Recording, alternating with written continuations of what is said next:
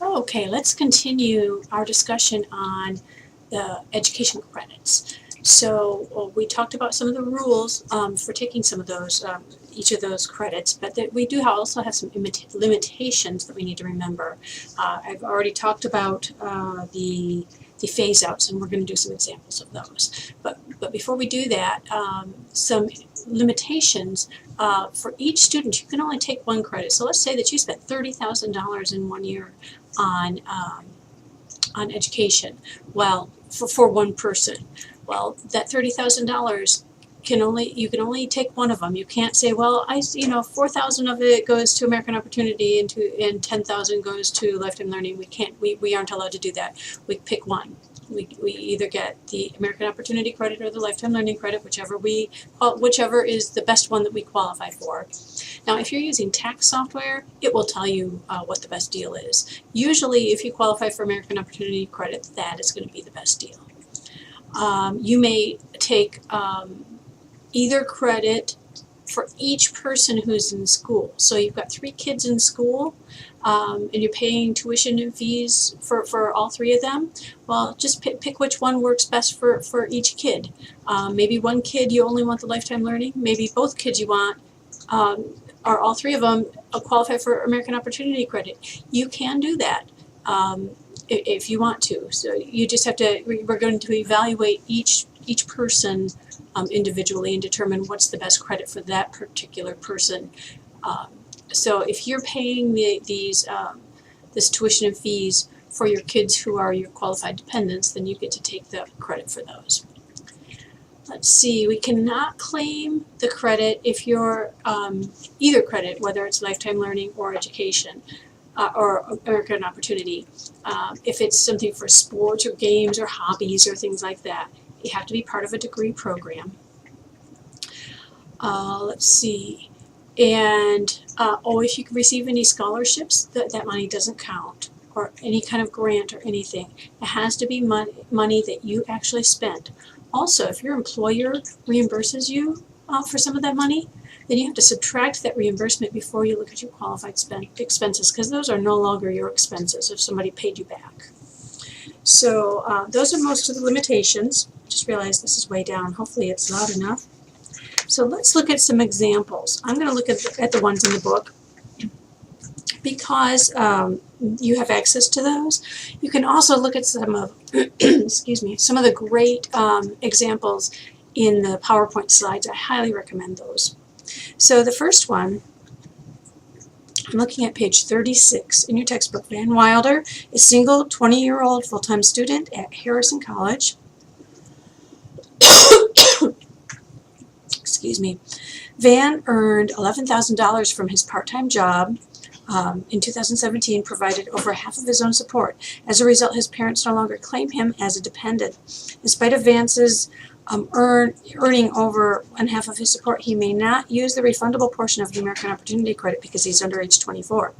That's something, and has a living parent. That's something I hadn't talked about yet. That's one of those limitations, that if you're under the age of 24, and you have a living parent, you can't take the refundable portion. So the American Opportunity credit is divided into 2 parts. One is refundable and one is not. So it takes that full, let's say that you qualify for the full $2,500, it's going to split it 60-40. One part is going to be, I think 60% is non-refundable for, I can't remember, I have to look at the form, double check that.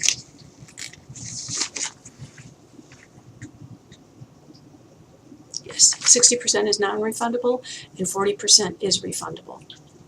So you end up using 2 lines on your 1040A to take this credit.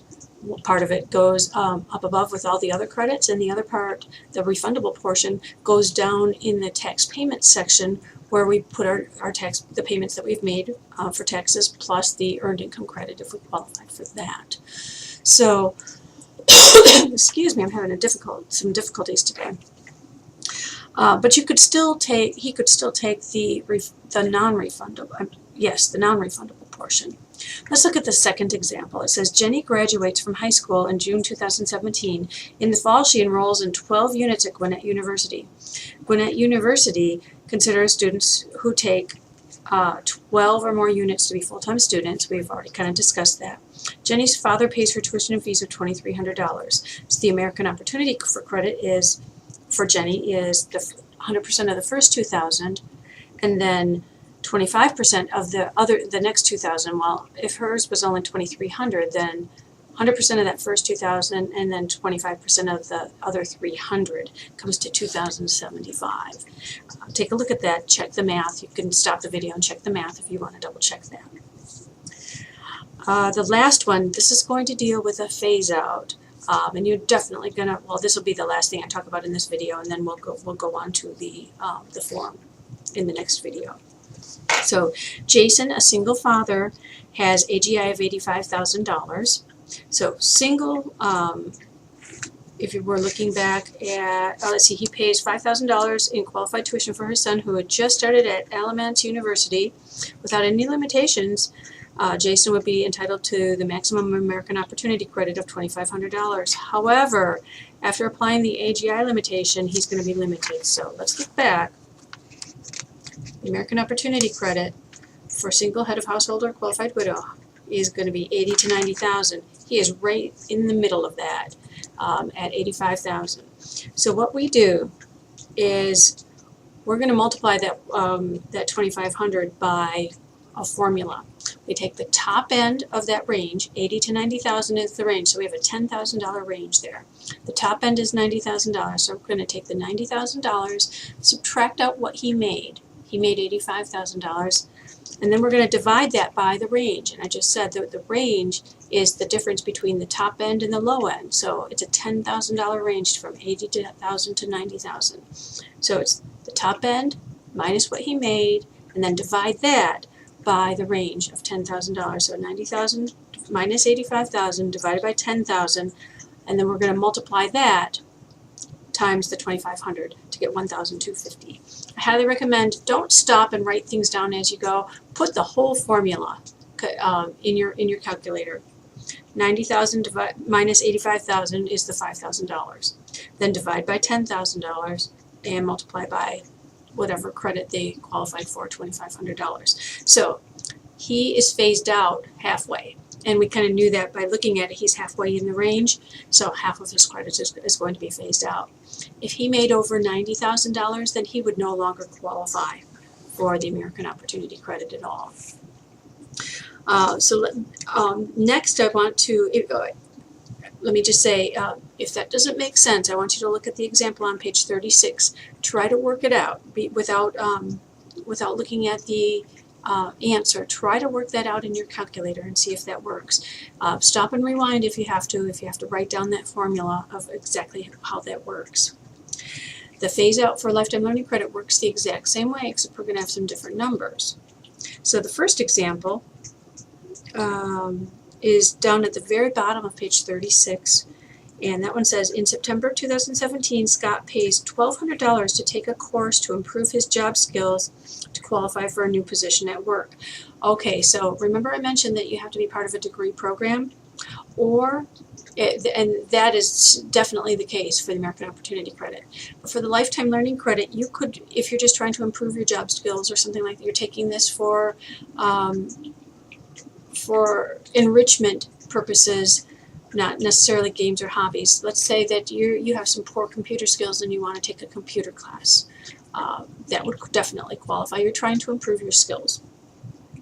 We can't use that same reasoning when we want to improve our sports skills, though, or our hobby skills, things like that.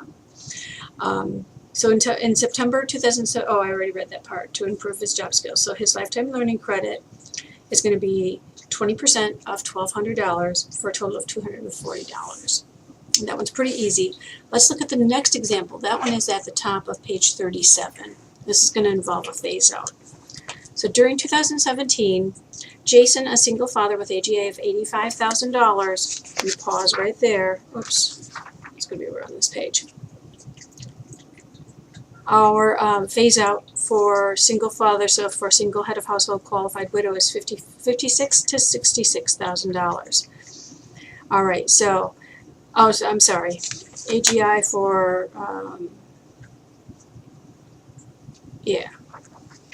single father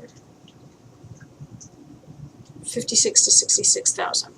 So he has $85,000. He's over the range, isn't he? He paid $2,500 of tuition for a master's degree program in fine arts, which he has been attending with the hope of eventually becoming a writer.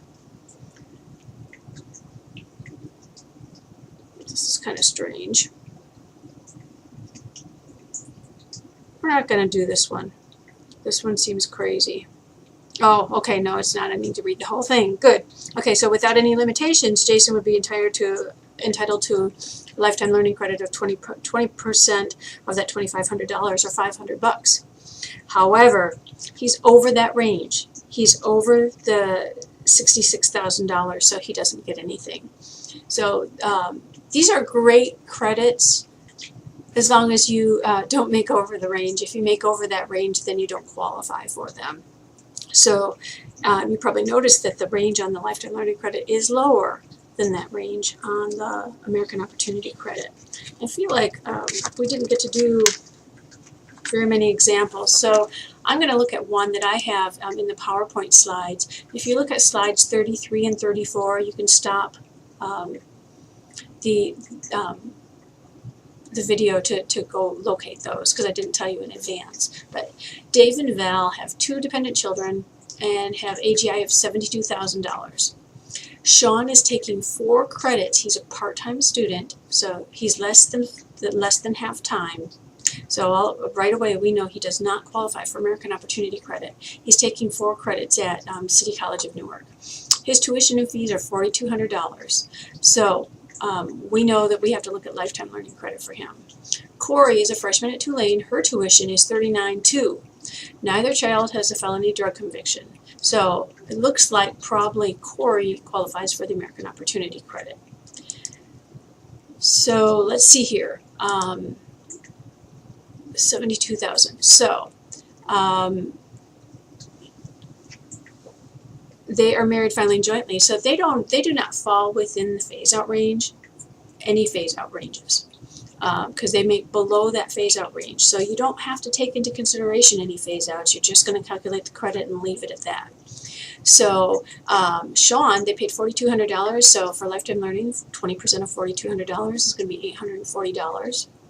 And Corey qualifies for American Opportunity Credit. So 100% of the first $2,000, 25% of the next $2,000 is $2,500. So they get, they're going to get over $3,000 in credits this year. $3,340. That's pretty good. Partly from the American Opportunity Credit and partly from the Lifetime Learning Credit. I think that's it. The next video we will look at the actual form, the 8863.